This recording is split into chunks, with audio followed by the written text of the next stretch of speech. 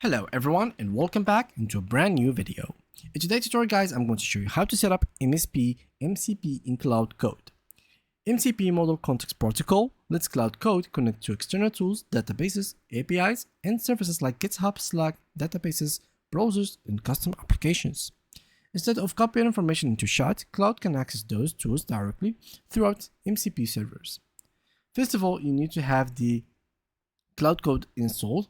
So simply just open, for example, PowerShell or any CMD and terminal run cloud version. If it doesn't work on CMD, you need to actually go not cloud with, let me just do this. Okay, so if it doesn't work on CMD as I did here, you need to actually run it on a PowerShell. So you need to open PowerShell and paste this right over here.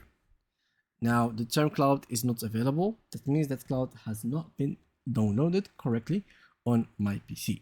Otherwise, this code that I have just written should be working without an issue. Now, once you actually have it downloaded, now my PC for some reason didn't detect it because it's not really downloaded fully, but here it is, you can see it on the screen. You need to move on to the second step, which is adding an MSP server. The Cloud Code includes a simple command for adding MCP servers. So all you need to do is to go for a remote MCP server and download this code that I'm gonna just show you right here. This one. So just go ahead and use this one, and this will help you a lot, guys. Cloud MCP add my server transport HTTP, and here add the domain name that you want, and add MCP next to it. It needs to be like this. Here the domain of the servers that you want. Then the second thing to do for a local MCP server, in case you wanted to locally host it, as you can see here, local for me. So go ahead and download this command. So copy this command from the screen.